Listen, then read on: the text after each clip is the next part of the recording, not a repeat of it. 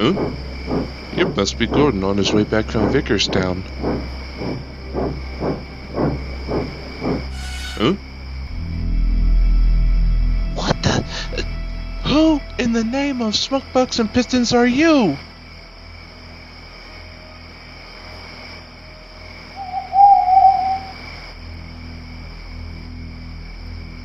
It can't be! That's my great-grandfather's engine! I'm not surprised. I remember you back when you were just a child. Count your lucky stars, boy, for you're not on the wanted list.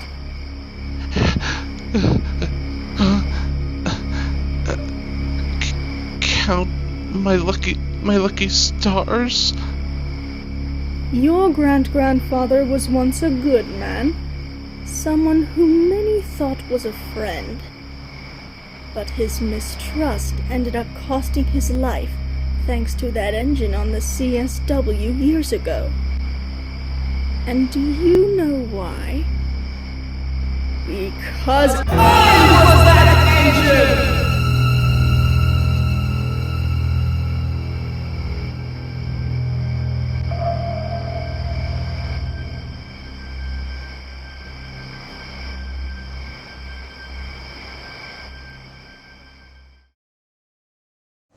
With the summer season at its end, the arrival of autumn soon made its presence known on the island of Sodor.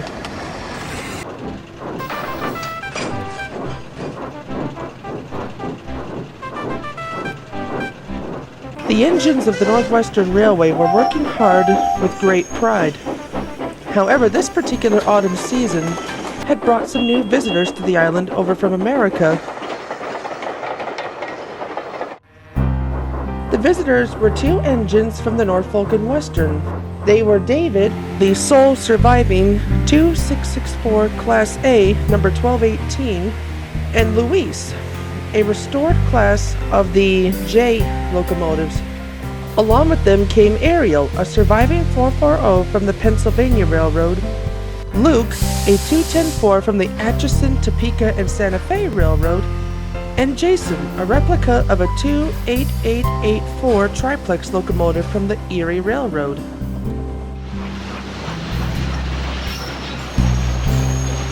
The Fat Controller had given them a special visit to spend the autumn season on the railway, and to allow the public to get their chance to see what these massive locomotives were like in their day.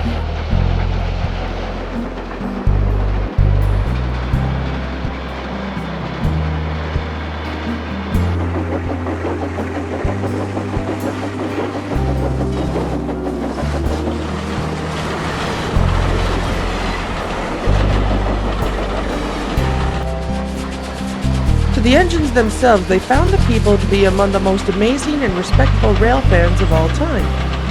Even the Fat Controller's engines agreed with that statement.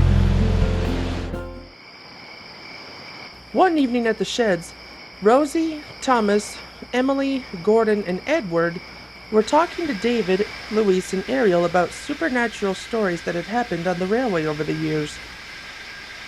Your railroad is full of all kinds of unknown and ghostly things that are full of mysteries. And not to mention, some are just as scarier as the ones we've encountered back at home in the United States. You can say that again, Louise.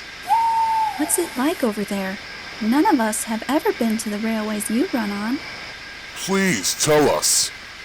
It ain't like what you have here.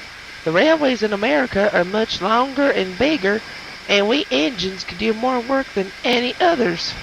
We pull much heavier passenger and freight trains, and can go long distances. But at times we have to let diesels help us out for dynamic braking. The other engines were impressed. Is there anything out of the supernatural, like any legends or ghost stories that have been told on the rails? We've had several, but none of them would ever scare you. Well, I'll accept the curse of the Clinchfield. Don't bring that up, Louise. She might come here and curse these locals and their railroad. Who will? Who's Clinchfield? What curse? Oh, now you've gone and done it.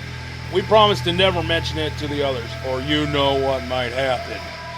The engines looked at each other with curiosity and interest, wanting to know very badly. The 3 American locomotives had no other choice but to tell them. The engine that comes from this story is legendary and very haunted. You mean like the untold story of Timothy that we told you about? You could say that, but this one has been talked about for almost 6 decades, and everyone in America knows about it. Many steam engines and diesels had their own strange and dark tales, but this engine is the mother of all ghost stories on the railroad. Clinchfield 311. Clinchfield 311? That doesn't ring any bells to me, for it's an unfamiliar name. None of you have ever heard of her until now. She was an old 482 mountain-type locomotive built in 1949 serving the Campton Southwestern Railroad. She had been with the company for about 5 months, but her history was very troublesome. She had a bad luck streak. It almost led to her scrapping, but she was sent to work on the Clinchfield. However, it only got worse after arriving in Colorado. 311 was what railroad men called a hoodooed or jinx locomotive, meaning that she was a rolling disaster waiting to happen whether she liked it or not. During her career with the Clinchfield, she had unintentionally injured and killed 20 railroad men, and all because of this jinx. Because of all this, 311 was yanked off the Clinch roster in late 1956 and was placed in an unused storage track in Elkhorn Shop Complex where she awaited her fate. But that was not to be, for she was saved by the manager of the CSW, where he was in search of a large freight locomotive to handle the lumber contract at the time. After lengthy negotiations, the Elkhorn yardmaster finally gave the manager the 311 for free. After that, she was restored to working order and moved out west under her own power. And remarkably, there were no incidents during the 1,369.3 mile cross-country run. For the first time in a long time, 311 had a bright future, now being owned by a railroad that cared about her. Well, thank goodness she didn't get sent away for scrapping. That's how I lost all my LNER brothers and sisters. All except one survived, and I know how sad I felt. What about the other engines who worked there on Clinchfield? Were any of them friends with 311? Yes, there were. My driver had recently made a discovery 2 months ago before we came here. He was clearing out the yardmaster's desk at the now-closed Irwin, Tennessee yard when he discovered an old picture taken back at Dante, Virginia in 1952. The photo showed engines 311 and 150 sitting outside the Dante roundhouse. It was then that my driver had found out about the relation her and the Pacific locomotive had. Just like the men who distrusted the engine due to the jinx that was hanging on to her, the engines started to do the same thing, and they kept their distance as well, fearing that they too would be jinxed. However, engine 150 was not like them at all and was still 311's closest friend. They first met back in 1950 when 311 arrived on the Clinchfield. They formed a tight bond with each other over time and have been friends ever since that day. Even when the curse was at its worst, 150 was always there for her, even after the CSW had bought her in order to start a new career. You could say the 150 was her light in the darkness that kept her shrouded. Well, it's good to know that there was someone to be there for her. So, was 311's bad luck streak over? It seemed to have been. For the first few weeks of operation, everything went smoothly, but the curse soon made its presence known once again, and that's when almost everyone on the Campton Southwestern Railroad grew into mistrusting 311. She couldn't understand it herself, no matter what. Something was out of her control, and no one could ever tell the real reason. Deep down inside, she was very lonely. Her only real friends were her driver, fireman, and the manager. They did what they could to help 311, but to the others, including the dadgum company's president of CSW, she was a liability that needed to be put down. Just then Luke came onto the turntable, overhearing the entire conversation. You're talking about the story of 311? Yes, we are. Do you know about the story? Indeed, I do. I remember it very well, and it's very haunting. Though it's intriguing for me to see that you engines of Sodor are so interested in hearing about it. It's something that we're all into. What we would really like to know is, where in fact does the story of 311 really take place? The story, ironic as it may seem, takes place on Halloween night, October 31st, 1957. Clinchfield 311 departed the logging camp with a logging train in the mountain and started the down descent.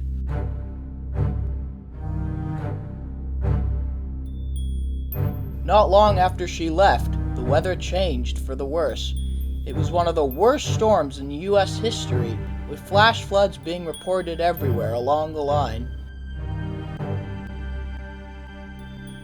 The Miller River Bridge was the last bridge between the mountain line and the safety of the yard. However, the flash flood had loosened large rocks and trees from the banks, causing them to plummet into the raging rapids below. Since the bridge was made out of wood at the time, the force of the water and debris slowly took out the supports. The speed through the Miller River Canyon was 15 miles per hour at the time, but 311 was running late, so the driver had the throttle open, doing 30 miles per hour down the grade. When they were starting to cross the bridge, its supports finally gave, and it collapsed, taking the train along with its crew into the river below. The following day, a rescue was carried out, and they found total devastation. The location of the wreck hasn't been located, and perhaps never will. 311's remains have not been seen either. It was like she had vanished into thin air. After a new bridge was built, a series of bizarre events soon occurred, and thus the legend of the ghost engine was born. It is said that on Black Wolf Mountain, there lives a spirit, cursing to ride the rails for all eternity, reappearing only once a year on Halloween night, forever doomed to repeat its fate. While it is said to be only a ghost story, the engines of Black Wolf Central will tell you otherwise. Ever since the night of October 31st, 1957, over and over again, once every year, the spirit of 311, otherwise known as the Demon 311, is either heard coming from the mountain or can be seen sitting there, shining her ghostly red headlight at you, and whooshing ghostly red steam, or thundering by where the accident occurred, trying to cross the bridge, but she never reaches the other side.